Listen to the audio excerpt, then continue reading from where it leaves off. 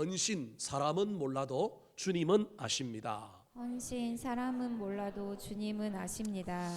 신년 새해가 되어서 1월 첫 번째 주에는 우리 교회 표와 관련된 설교를 했고요.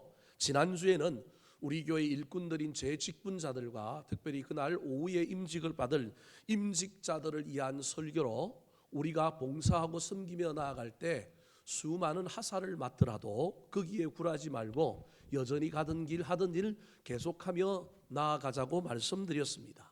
오늘도 그 설교의 시리즈의 연장성산에서 올 한 해 우리가 가정에서 교회에서 또 일터에서 여러 모양으로 일하며 나아가는 모든 일꾼들인 저와 여러분이 그 일터에서 어떻게 살아야 할지 특별히 헌신이라고 하는 주제를 가지고 설교하려고 합니다.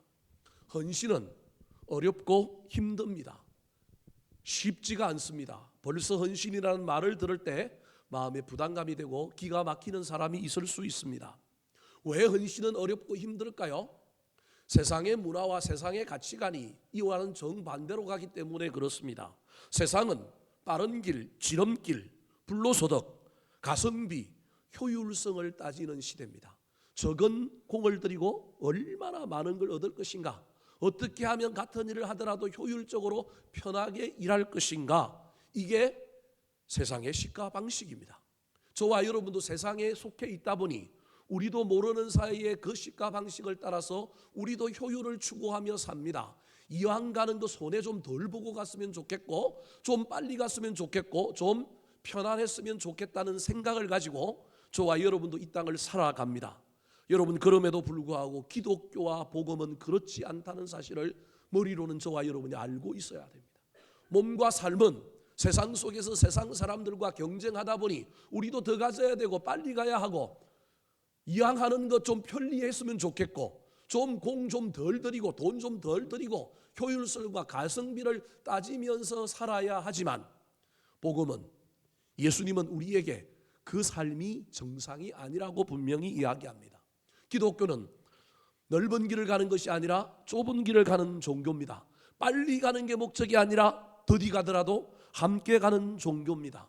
우리가 있는 곳이 어딘지 간에 저와 여러분은 그곳에서 조금 희생하는 사람입니다. 조금 손해보는 사람입니다. 대접받기보다는 섬기는 사람입니다. 기독교는 잘난 놈들을 데려다가 성과를 내는 곳이 아니라 못난 놈들, 죄인들을 데려다가 기회를 주고 고쳐 쓰고 함께 가는 곳이 교회여야 합니다. 사랑하는 성도 여러분, 세상의 논리와 식에 저와 여러분이 속지 말아야 합니다. 모든 인생을 그렇게 살 수는 없습니다. 우리도 세상 속에 살다 보니 빨리 가야 되고 멀리 가야 되고 좀 효율적으로 돈 적게 들이고 에너지 적게 들이고 뭔가를 이루는 방법을 우리도 어쩔 수 없이 살 수밖에 없습니다.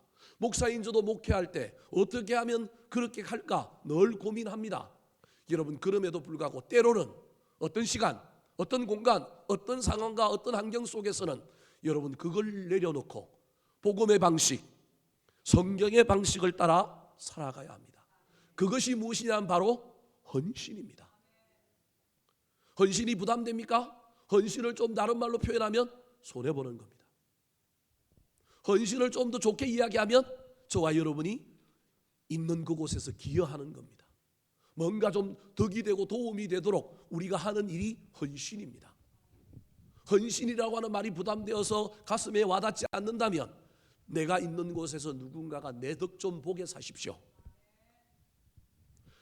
오늘날 우리 교회가 여기까지 온 것도, 우리나라가 여기까지 온 것도 누군가가 헌신했기 때문에 여기까지 온 것입니다. 그런데 여기에 있는 우리는 그걸 잘 모릅니다. 여기에 있는 우리는 누군가의 헌신과 피땀과 누군가가 좀 손해보고 누군가가 좀 섬겨준 것 때문에 여기까지 온다는 걸 모르고 여기서 불편한 것, 여기서 다른 교회 다른 사람과 비교하면서 저와 여러분이 원망하고 불평합니다. 가정에서 부모가 쇠가 빠지게 헌신하여 자식을 키우지만 자식들은 부모가 손해보고 헌신하고 먹지 않고 조금 희생한 걸 철이 들어야만 알고 잘 모릅니다. 그래서 자녀들은요, 우리 엄마 아버지가 옛날에 어떻게 해서 여기까지 왔느냐가 중요한 게 아니고 지금 현재 딴 사람이 어떻게 살고 있느냐랑 자꾸 비교합니다. 그래서 왜 나를 이 가정에 태어나게 하셨냐요? 왜 우리 집은 이러냐고 원망하고 불평합니다. 부모는 쎄 빠지게 희생하고 헌신하면서 예전에 그 못 살던 시대, 그 어려운 시절을 넘어와서 여기까지 와서 그래도 내가 좀 희생하고 헌신하고 여기까지 왔다고 생각하는데, 이 시대를 살고 있는 자녀들은 옛날이 보이는 게 아니라 옆에 있는 집이 보여서 헌신은 알 수가 없습니다.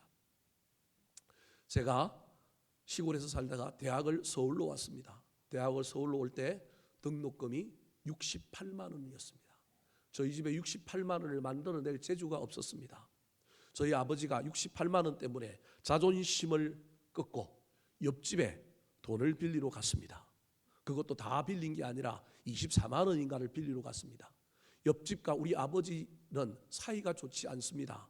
왜 사이가 좋지 않느냐 하면, 저 집에서 기아장이 넘어와 가지고 우리 집을 쳤는데 그거에 대하여 아버지가 한마디 했더니 그분이 기분이 나빴고, 우리 집에 감나무가 그 집으로 넘어갔더니 그 집 아버지가 잘라버렸습니다.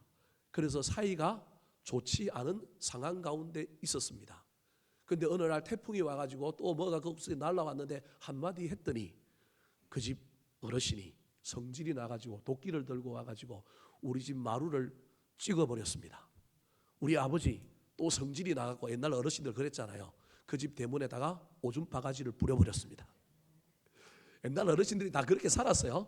그래서 옆집과 사이가 좋지 않습니다. 저는 그 장면을 본 건 아니고 옛날에 일어났던 일이랍니다. 엄마한테, 엄마 왜 옆집 아저씨하고 우리 아버지하고 사이가 안 좋아? 왜 같이 잘 지내면 되는데 왜 그래? 대문 하나 옆인데도 불구하고 그렇게 지내는 거예요. 그랬더니 저희 어머님이 자초지종을 다 이야기해 준 거예요. 쳐다도 안 보고 말도 안 섞던 우리 아버지가, 아들이 대학 가야 한다니 뭐가 없어요? 돈이 없어요. 그 집에는 돈이 있거든요. 그러니까 우리 아버지가 자존심을 내팽개치고 상종도 안 하고 말도 안 하던 그 집에 가가지고 뭘 빌려와요? 돈을 24만 원을 빌려왔습니다. 그래도 모자라가지고 농협에 쫓아가서 또 농업조합원이니까 또 대출을 받았습니다. 저희 아버지가 제일 생전에 좋아했던 대통령 노태우 대통령. 왜냐? 노태우 대통령이 농업인들 학자금 탕감 한번 해줬습니다. 그때 제 농업에서 빌린 학자금을 탕감해 준 거예요. 그래서 우리 아버지는 죽을 때까지 내가 제일 좋아하는 대통령은 무슨 대통령이라고요? 노태우 대통령이다. 제가 끊임없이 우리 아버지한테 들었습니다. 여러분, 부모는 자식들을 위하여 이렇게 희생하고 헌신했기 때문에 우리가 있는 건데도 불구하고 우리가 철이 없으니, 알아요 몰라요? 몰라요. 누군가 헌신했기 때문에 여기 있는 거예요. 저와 여러분이 여기 편안하게 예배를 드리고 우리가 신앙생활을 뭔가 편안하게 그럭저럭 잘하고 있다면, 여러분 이곳에 누군가가 뭐 한 사람이 있다고요? 헌신한 사람이 있는 거예요. 앞으로 이 나라가 잘 되려면, 우리 교회가 잘 되려면 여전히 헌신하는 사람이 있어야 잘 될 수밖에 없습니다. 사랑하는 성도 여러분, 올 한 해 대접받기보다는, 사랑받기보다는, 그저 얻어먹고 남이 깔아놓은 판에서 그냥 얌체처럼 편안하게 살기보다는 올 한 해 헌신에 한번 도전해 보시기 바랍니다. 부모의 자리에서 자식들이 몰라줘도 여전히 헌신해서 자식들을 키워내시기 바랍니다. 교인의 자리에서 저와 여러분이 할 수만 있다면 교회를 위하여 무엇인가 헌신하려고 애를 쓰셨으면 좋겠습니다. 국민의 자리에서도 여러분, 저와 여러분이 국가가 나를 위하여 뭐 해줄 거냐, 뭐 해준 것도 없는데 이 나라, 그러지 마시고 여러분 할 수만 있다면 국가를 위하여 내가 작은 소시민이지만 내가 할 수 있는 일은 무엇일까 찾아보고 헌신하시기 바랍니다. 예전에만 해도 국가를 위하여 국민이 희생하고 헌신했지만 지금 시대에는 국가를 위하여 국민이 헌신하는 시대가 아니라 국가가 누구를 돌봐줘야 돼요? 나를 돌봐줘야 되고 국가가 나를 위하여 봉사해야 된다는 생각이 지배적이라서 오늘날 저처럼 국민이 국가를 위하여 헌신해야 된다 그러면 옛날 구한말 조선시대 독립투사, 애국지사 같은 사람이 되라고 하는 이야기인 줄 착각할 것입니다. 사랑하는 성도 여러분, 일터에서, 부부 사이에서 저와 여러분이 올 한 해 할 수만 있다면 헌신했으면 좋겠습니다. 헌신이 너무 용어가 그렇습니까? 손해 좀 보시기 바랍니다. 이름도 없이 빛도 없이 섬겨주시기 바랍니다.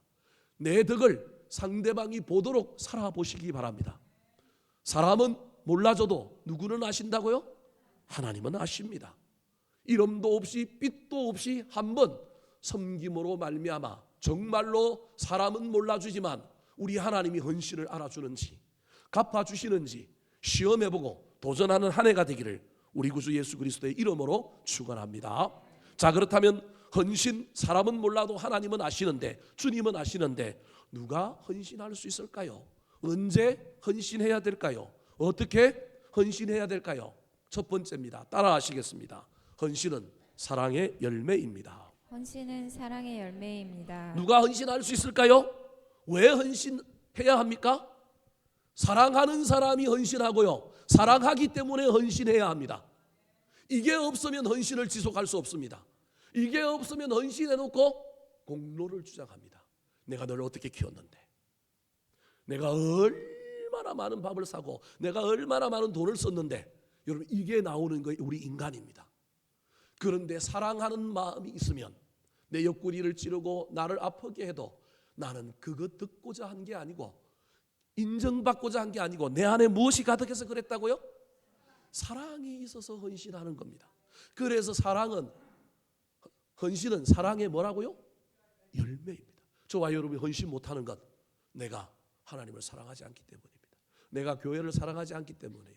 내가 누군가에게 헌신 못하는 것, 섬기지 못하는 것, 손해보지 못하는 것, 내가 그 사람을 사랑하지 않기 때문에 그렇습니다. 오늘 본문 말씀은 그 유명한 옥합을 깨트린 여인의 이야기입니다. 이 여인의 정체가 누구일까요? 똑같은 내용을 다루고 있는 마태복음과 마가복음에는 한 여자라고만 이야기하고 이름을 밝히지 않습니다. 그런데 오늘 본문에는 이 여자가 누구라고 이야기하고 있냐면 나사로의 여동생 마리아라고 이야기하고 있습니다. 똑같이 베단이라고 하는 동네에서 일어난 이야기로 기록하는데, 마태복음과 마가복음은 여러분 나병 환자였다가 고침을 받아서 그 은혜 때문에 예수님을 초청했던 시몬이라고 하는 사람 집에서 이 일이 일어났다고 기록하고 있고, 요한복음은 예수님이 죽었는데 살려주신 누구의 집이라고 이야기하느냐 하면 나사로의 집에서 이 일이 일어났다고 이야기합니다. 예수님께서 십자가 지시기 위하여 예루살렘으로 올라갔는데, 유월절이라고 하는 절기를 맞춰 올라갔는데, 유월절 엿새 전이었는데 예루살렘에 방이 없어요. 그래서 예루살렘 인근에, 우리로 치면 서울에 있다가 고양시에, 김포에 여러분 방을 얻어놓고 예루살렘을, 서울을 왔다 갔다 하시려고 작정하고 있는 분이 누구냐 하면 예수님입니다. 그래서 우리 예수님이 지금 베다니의 나사로의 집에 머물러 있습니다. 1절 2절 말씀 같이 읽어볼까요? 시작. 유월절 엿새 전에 예수께서 베다니에 이르시니 이곳은 예수께서 죽은 자 가운데서 살리신 나사로가 있는 곳이라. 거기서 예수를 위하여 잔치할세 마르다는 일을 하고 나사로는 예수와 함께 앉은 자 중에 있더라. 예수님이 나사로의 집에 방문했을 때 일어났던 이야기, 한 사람은 주방에서 열심히 일하고 한 사람은 예수님이 있는 방에 들어가서 발치에 앉아서 말씀을 듣던 이야기가 또다시 재현되고 있습니다. 그때는 싸웠는데 지금은 안 싸웁니다. 마르다는 여전히 어디에 있느냐 하면 부엌에서 요리를 하고 있고요, 나사로와 예수님의 제자들은 한 방에 있는데 3절에 보면 그 방에 누가 있었다고 이야기하고 있느냐 하면 마르다가 있었다. 장소는 베다니가 똑같지만 집은 달라도 여러분 일어났던 이야기는 똑같다. 여인의 이름이 막달라 마리아인지 나사로의 동생 마리아인지 누군지는 모르겠지만 여하튼 한 여자가, 중요한 건 뭘 깨뜨렸다고요? 예수님을 위하여 옥합, 향유가 든 향수를 깨뜨렸다, 그런 말입니다. 3절 말씀 같이 읽어볼까요? 시작. 마리아는 지극히 비싼 향유 곧 순전한 나드 한 근을 가져다가 예수의 발에 붓고 자기 머리털로 그의 발을 닦으니 향유 냄새가 집에 가득하더라. 나사로의 여동생이 지극히 비싼 향유, 얼마나 비싸냐면 나중에 가룟 유다가 시비를 걸며 그 향유의 값을 감정해서 이야기해 주는데 300데나리온. 한 데나리온이 하루 임금인데 300데나리온이니까 300일치, 1년 쉬는 날 빼고 나면 1년 연봉에 해당되는 값어치를 가지고 있는 순전한 나드라고 하는 향수, 그것도 한 건, 순전하다 하면 엑스트라 버진, 아주 초유로 가지고 만든 귀한 향유, 연봉에 해당되는 것, 적게 잡으면 2,500만 원, 많이 잡으면 5천만 원에 해당되는 향수를 깨뜨렸다라는 거예요. 그냥 한 방울 부어도 냄새가 진동할 텐데 이 여자가 그냥 벽두걸 놓고 조금 많이 부어서 해도 되는데 이 옥합을 어떻게 했다고요? 깨트렸다라고 하는 말은 전부 썼다 그런 말입니다. 전부 썼는데 그걸 어디에 썼느냐 하면 예수님을 발을 닦는데 그것을 썼다. 세상 사람들과 다른 사람들이 보기에는 이것은 낭비입니다. 그런데 우리 예수님은 낭비로 보지 않고 뭐라고 받아들인다고요? 헌신으로 받아들입니다. 사랑하는 성도 여러분, 헌신은 효능과 효율, 상식의 일반성과 결과가 아니라 헌신은 드러난 것이 아니라 무엇을 드리는 거냐 하면 마음을 드리는 겁니다. 마음을 드리는 것에 무엇을 드렸느냐가 얹어진 것이지 드러난 것을 드리는 게 아니라 뭘 드렸다고요? 마음을 드린 겁니다. 헌신은 드리는 사람이나 또는 옆에서 보고 있는 사람들의 기준과 만족이 아니라 그것을 받아 누리는 사람, 상대방의 만족과 기준이어야 합니다. 오늘 제자들과 특별히 가룟 유다는 옆에서 보고 있는데 누구 기준으로 판단하느냐 하면 자기 기준으로 판단합니다. 그래서 이걸 뭐라고 이해하느냐 하면 허비하느냐, 어찌하여 300데나리온이나 되는 값어치가 있는 이 향수를 허비하느냐라고 낭비라고 이야기합니다. 근데 우리 예수님은 받는 사람이 예수님이잖아요. 예수님은 뭐라고 얘기한다고요? 낭비가 아니다, 헌신이다. 사랑하는 성도 여러분, 제발 남이 헌신할 때 내 기준과 내 만족을 가지고 옆에서 보고 있다가 그거 하지 마. 다른 사람 시험 들어. 다른 사람 시험 드는 게 아니고 사실은 누가 시험 들어요? 자기가 좀 걸쩍지근한 거예요. 내 기준으로 만족하느냐를 보지 말고 하나님이 만족하냐, 하나님이 좋아하시느냐. 내가 좀 불편하고 내가 좀 힘들어도 하나님이 만족한다면, 공동체가 유익이라면 여러분 낭비라고 이야기하거나 시비 걸지 말았으면 좋겠습니다. 헌신은 마음을 드리는 겁니다. 왜? 사랑이 동기이기 때문에 그렇습니다. 가정에서 아내와 남편 사이에, 부모와 자녀 사이에, 교회에서 봉사할 때 저와 여러분이 어떤 행위를 하고 어떤 물질을 드리고 어떤 은사를 드릴지라도 그 밑바닥에 사랑하는 마음이 있었으면 좋겠습니다. 목사인 제가 동료 목사들을 만날 때 경쟁 상대로 여기거나 좀 마음에 들지 않는 사람이라고 여기면 절대 아무것도 줄 수 없지만, 같은 영역에서 동종업계 종사자로 다 같이 힘들고 어렵게 목회하는 목회자로 여겨져서 제 마음에 사랑이 있고 긍휼이 여겨져서, 그래도 내가 조금 형편이 나으니 내가 밥을 사야 되겠다, 내가 좀 너그럽게 굴어야 되겠다, 내가 좀 받아줘야 되겠다, 이렇게 살아가야 되지 않겠습니까? 사랑하는 사람, 헌신하는 사람, 헌신하는 사람, 사랑하는 사람입니다. 이 여인이 그렇다고 한다면 왜 이 3천만 원이나 되는 이 값어치를 드렸을까요? 예수님을 사랑하기 때문에 그런 건 한데, 사랑은 옛날부터 사랑했을 텐데 왜 이 자리에서 그 3천만 원을 드렸을까요? 이유는 간단합니다. 예수님이 이 집에 들어오셨는데 중동에서, 특별히 이스라엘 땅에서 어떤 사람이, 손님이 집에 오면 뭘 내줘야 되느냐면 손 씻을 물을 내어줘야 됩니다. 발 씻을 물을 내어줘야 합니다. 어떤 집에는 하인이 또는 주인이 오신 손님의 발을 뭐 해줍니까? 씻어줍니다. 세족식이 그런 거예요. 세족식 우리나라 문화에 맞지 않지만 그 예수님의 당시에 그 나라의 문화는 맞기 때문에 예수님이 세족식 한 거예요. 일상적으로 일어나는 일이었으니까. 세례 요한이 예수님을 소개할 때 나는 예수님의 신발끈을 맬 자격도 없다. 손님이 돌아가면 하인 중에 최고 높은 하인이 그 손님의 뭘 묶어줘요? 신발. 옛날에는 샌들이었단 말이에요. 그래서 샌들인데 묶는 샌들이란 말이에요. 그래서 그 신발끈을 메어주는 종이 있었는데 최고 높은 종이 그 일을 하는 거예요. 근데 세례 요한은 나는 그 일도 할 수 없는 사람이다, 그렇게 얘기하는 거예요. 지금 예수님이 이 집에 들어왔는데 여러분, 마르다는 부엌에서 뭐 하느라고? 음식하느라고 자기 일이 더 중요한 거예요. 우리 주님 앞에 해야 될 손 씻는 물, 발 씻는 물을 못 줬어요. 나사로는 익숙함에 빠져 주님이 오셨으니까 허기건 했는데 종 중에 누군가가 물을 줬을 것이라고 착각하고 그냥 예수님을 맞아들였습니다. 제자들이라도 그 일을 해야 되는데 아무도 그 일을 하지 않는 상태에서 예수님이 방에 들어왔는데 이 마리아의 눈에 누구 발이 보인 거예요? 예수님의 발이 보인 거예요. 깨재재한 발. 그런데 마리아는 늘 예수님의 말씀을 듣는 여자로서, 늘 방에서 제자들과 함께 우리 예수님이 말하는 말을 들었는데 우리 예수님이 평소에 뭐라고 얘기했느냐 하면 나는 예루살렘에 올라가서 십자가에 못 박혀 뭐 할 거라고요? 죽을 것이다. 난 고난을 받을 것이다. 그러나 죽었다가 뭐 할 거다? 살아날 거다. 그런데 그 얘기를 했는데 사람들은 그 얘기는 하나도 안 들어오고 이 길로 들어왔다 나가버렸고 유일하게 그 말이 머문 사람이 누구라고요? 마리아.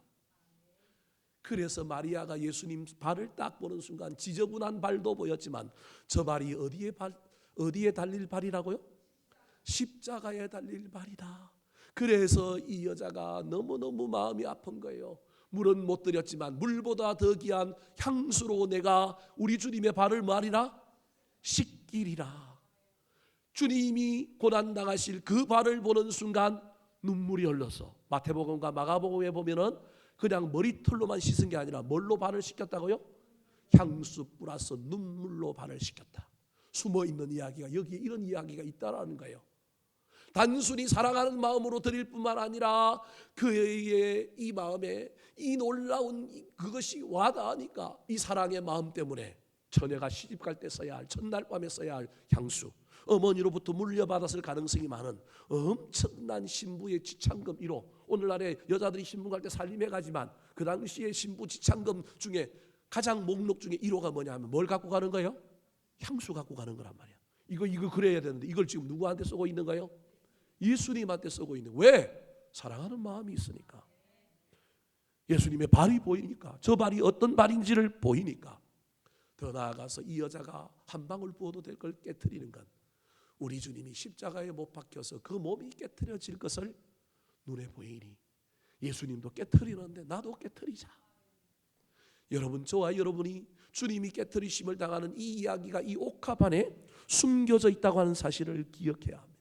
그래서 이 여인은 우리 예수님을 향하여 옥합을 깨트림으로 예수님을 향하여 내 마음의 가치, 우리 예수님의 가치는 300데나리온 이상인데 내가 드릴 수 있는 최고의 가치는 이거밖에 없어서 이걸 드립니다. 이게 예수님 눈에는 보이는데 사람들 눈에는 뭘로 보인다고요? 낭비로 보이는 거예요.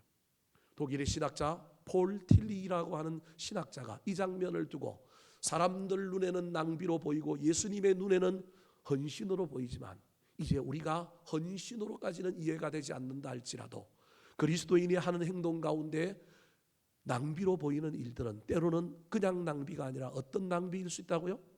거룩한 낭비일 수 있다. 그래서 거룩한 낭비라고 하는 말이 여기에서 처음 나오게 됩니다. 사랑하는 성도 여러분, 여러분 지금 거룩한 낭비를 하고 있는 사람들입니다. 많은 사람들은 피곤에 지쳐서 잠을 자고 있고 많은 사람들은 놀러 갔을 텐데 여러분은 시간을 낭비하고 있습니다. 주님 앞에 주님을 사랑해서 이 시간을 누구한테 드리고 있다고요? 하나님께 드리고 있는 거룩한 낭비를 하고 있는 거예요. 이 낭비에 마음만 담겨 있으면 우리 주님이 여러분이 예배하는 이 행위를 헌신으로 받을 거예요. 마음이 없으면 안 됩니다. 사랑하기 때문에 마음을 드리면 그것이 무엇이냐 하면 헌신입니다. 가정에서도 부부 사이에서도 부모와 자녀 사이에서도 저와 여러분이 있는 모든 공동체에서 저와 여러분이 사랑이 사라지지 말아서 사랑함으로 마음을 들여서 그 마음과 함께 어떤 일을 할 때 때로는 손해도 좀 보시고 때로는 좀 희생도 좀 하시고 내가 그 공동체에 그 사람들에게 기여하는 헌신의 사람들이 되기를 예수님의 이름으로 축원합니다. 두 번째, 오늘 본문에서 이 여인이 향한 행위가 낭비가 아니고 헌신이라고 우리 주님께서 받아주셨는데 어떤 헌신일까요? 따라 하시겠습니다. 때를 놓치지 않는 헌신이 귀합니다. 때를 놓치지 않는 헌신이 귀합니다. 사람이 헌신을 해도 지속적으로 일관성 있게 헌신하는 건 너무 어렵습니다. 우리 교회도 변치 않고 여전히 어제나 오늘이나 계속해서 하던 일을 계속하는 사람 얼마나 많은지 모릅니다. 제가 도전받을 때가 참 많습니다. 내가 목사가 아니라면 난 저렇게 신앙생활 할 수 있을까? 내가 저렇게 일반 성도로 저렇게 신앙생활 못할 것 같으니 하나님 나를 붙잡아갖고 뭘 시켰다고요? 목사 시킨 것 같다. 늘 그런 생각을 해보게 됩니다. 일관성 있게 끊임없이 헌신하는 사람 참 귀합니다. 그런데 대다수의 사람은 여러분 일관성 있게 끊임없이 헌신하기가 쉽지 않습니다. 그러면 우리는 어떻게 해야 될까요? 헌신은 결정적이어야 합니다. 물꼬를 바꾸고 국면을 전환시키고 어떤 내가 헌신으로 말미암아 이 일이 되지 않을 일이 되어지는 일들에 저와 여러분이 헌신할 수 있으면 더 값어치가 있습니다. 일간적으로 하는 헌신도 헌신이지만 헌신이라고 하는 것 자체가 결정적이어야 합니다. 시기와 때가 있고 그 시기와 때가 맞아야 합니다. 그때 나의 헌신이 단순한 지속을 넘어서서 역전시키고 반전시키고 살리고 세우는 놀라운 일이 될 수 있다라는 겁니다. 사랑함으로 옥합을 깨뜨렸던 이 여인의 헌신이, 이 여인이 주님을 사랑하였고 주님을 향하여 수많은 헌신을 했지만 오늘 헌신은 때와 시기를 놓치지 않고 결정적으로 한 헌신이어서 더욱 귀하다라는 것입니다. 누가 그걸 인정하느냐 하면 예수님이 이 여인의 헌신은 때를 놓치지 않은 결정적인 헌신이다. 아무도 할 수 없고 유일하게 한 사람 해야 되는데 이 일을 이 여자가 하고 있다. 7절 8절 말씀 같이 읽어볼까요? 시작. 예수께서 이르시되 그를 가만두어 나의 장래할 날을 위하여 그것을 간직하게 하라.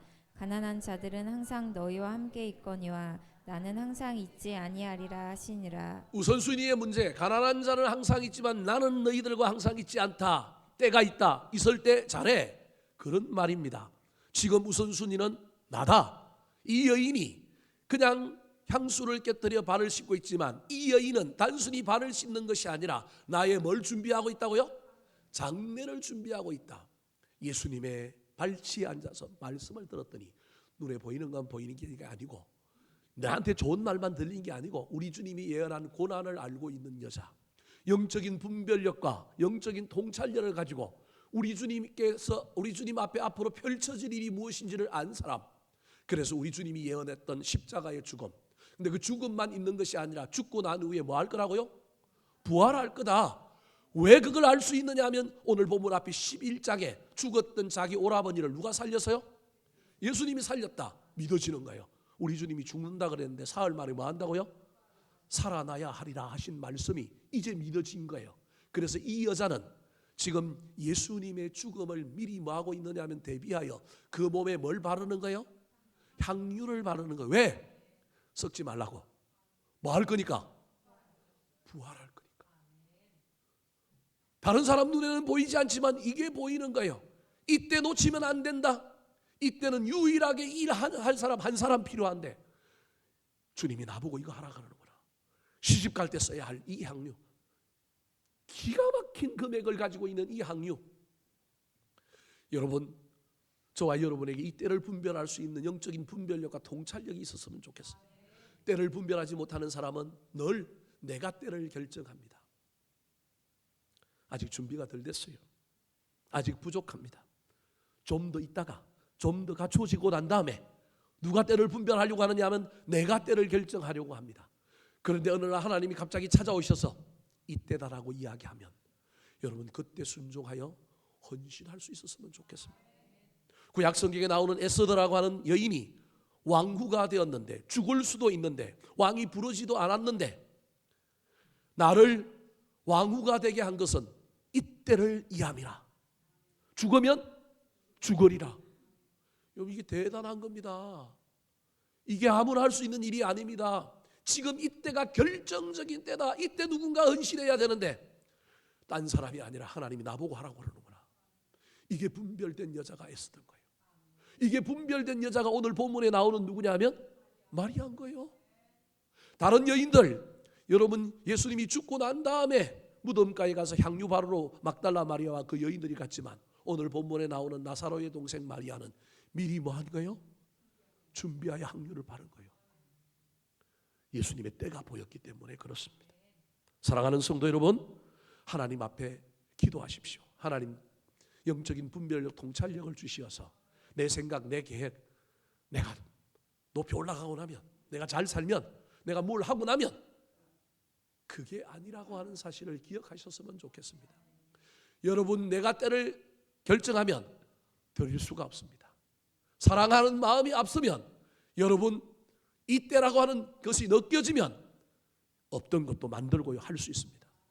우리 아버지가 저를 위하여 이때라, 야 너 3년 회사 가서 일하고 난 다음에 돈 벌어갖고 어디 가라? 대학 가라 그러지 않고 이때다, 보내야 된다. 그러니 여러분, 때를 분별하고 살아가는 마음이 있으니 할 수 없는 일이 없는 거예요. 할 수 있는 거예요. 할 수 없다고 이야기하는 건 우리의 핑계고, 우리 안에 살아가는 마음이 없을 뿐만 아니라 이때가 한 번밖에 없는 때다, 이때 놓치면 큰일 난다라고 하는 영적인 분별력이 없기 때문에 못하는 거예요. 그래서 우리는 핑계대고 우리는 미루는 것입니다. 사랑하는 성도 여러분, 헌신은 그래서 뭐가 필요하냐면 용기가 필요합니다. 용기 없는 헌신은 있을 수가 없습니다. 때를 잘 분별하시고 사랑하는 마음을 담아서 용기를 내야 할 때 용기를 내므로 말미암아 위대한 역전, 위대한 분수령을 만들고 나의 결정적인 헌신으로 말미암아 뭔가가 이루어지는 걸 경험하는 저와 여러분이 되기를 예수님의 이름으로 축원합니다. 마지막입니다. 오늘 사람 눈에는 낭비로 보였지만 우리 주님은 헌신이라고 이야기하는 이 옥합을 깨트리는 여인의 헌신은 어떤 헌신일까요? 첫 번째가 언제 하느냐? 첫 번째가 누가 하느냐? 사랑하는 사람.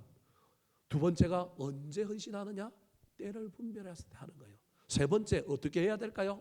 따라 하시겠습니다. 진정한 헌신은 반대를 뛰어넘어야 합니다. 진정한 헌신은 반대를 뛰어넘어야 합니다. 헌신이 어려운 이유는 내 안에 사랑하는 마음이 없을 뿐만 아니라 이때가 그때라고 하는 분별력이 없기 때문이기도 하지만, 헌신이 더 어려운 이유는 여러분 반대를 경험하고 상처를 받기 때문에 그렇습니다.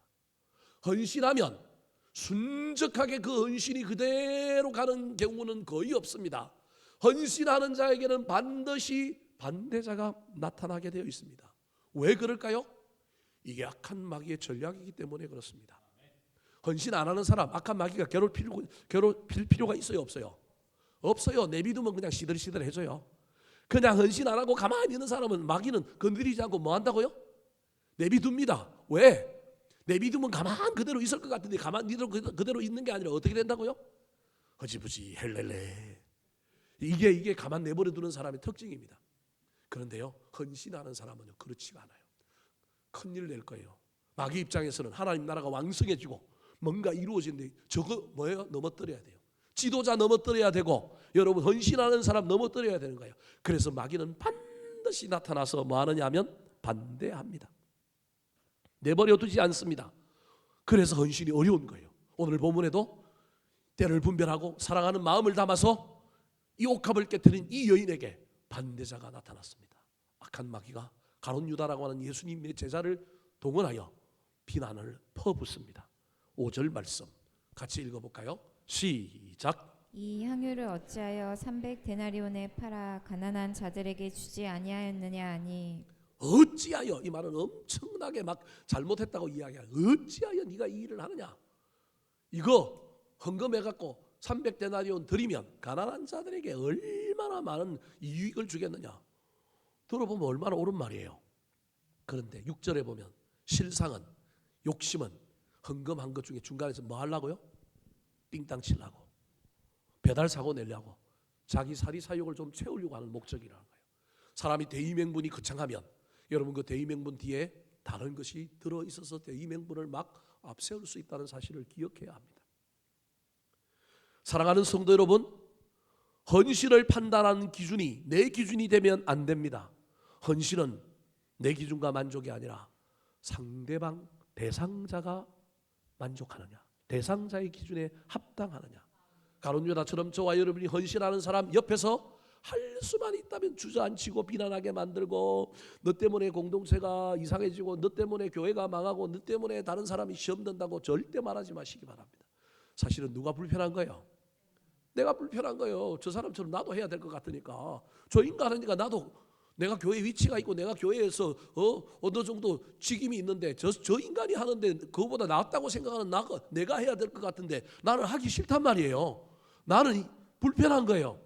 아니 그래서 잘하는 사람 뭐 해주면 돼요? 칭찬해주면 되는데 그 인간을 끌어내리는데 대의명분을 딱 내세워서 이야기하는 겁니다. 사랑하는 성도 여러분, 우리 앞에 늘 이런 반대자가 나타납니다. 그래도 거기에 저와 여러분이 멈추지 말고 반대자를 뛰어넘었으면 좋겠습니다. 반대자에게 무너지면 큰일 납니다. 그럼에도 불구하고 반대자를 만날 경우에 어떻게 해야 될까요? 주님을 찾아가야 됩니다. 내가 판단해서 에이씨 더러워서 못하겠네, 내가 얼마나 수고하고 희생하는데, 이런 생각 하지 말고 반대자를 만날 때 반드시 떠올려야 합니다. 주님께 가시기 바랍니다. 오늘 이 반대자 옆에 누가 있어요? 예수님이 있어가고 예수님이 이 여자를 편들어 주잖아요. 이 예수님이 이 여자를 격려하잖아요. 가만두라. 이 여자가 나의 장래를 이해한다. 주님께 나아가서 반대를 만났을 때, 주님 내가 반대를 만났습니다. 억울합니다. 힘듭니다. 어떻게 해야 될까요? 우리 주님이 여러분 편들어 주실까요? 우리 주님이 여러분을 격려해 주실까요?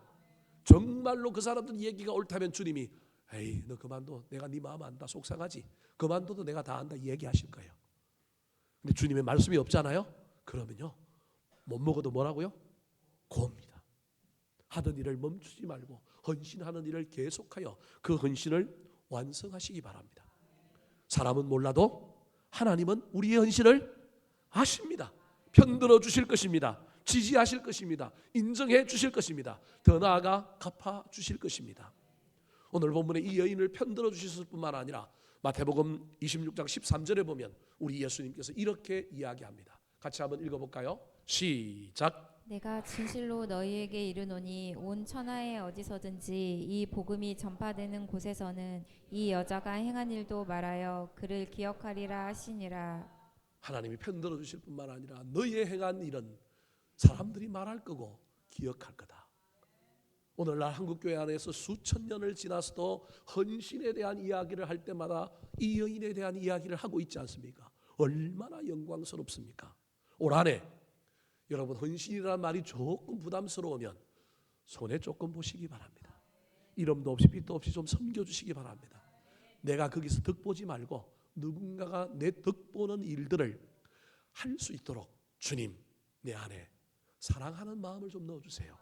인정받고 싶어서 공로를 주장하기 위해서 하는 건 오래가지 못합니다. 사랑하는 마음을 넣어주세요. 내가 해야 할 일이라고 한다면 나는 주구장창 헌신할 수는 없으니 하나님 나한테 어떤 때, 어떤 시기, 어떤 상황 속에서 이때다, 네가 해야 될 때다, 나한테 신호를 좀 주시고 알려주셔서 내가 그때만이라도 그거 하게 해주시고, 반대자를 만날 때 멈추지 말고 주님께 나아가서 위로함을 얻고 인정을 받고 끝까지 나의 헌신을 완성하리라 결단하며 나아가는 저와 여러분이 되기를 예수님의 이름으로 축원합니다. 한번 따라 하실까요? 헌신 사람은 몰라도 주님은 아십니다. 헌신 사람은 몰라도 주님은 아십니다. 헌신은 사랑의 열매입니다. 헌신은 사랑의 열매입니다. 때를 놓치지 않는 헌신이 귀합니다. 때를 놓치지 않는 헌신이 귀합니다. 진정한 헌신은 반대를 뛰어넘어야 합니다. 진정한 헌신은 반대를 뛰어넘어야 합니다. 기도하겠습니다.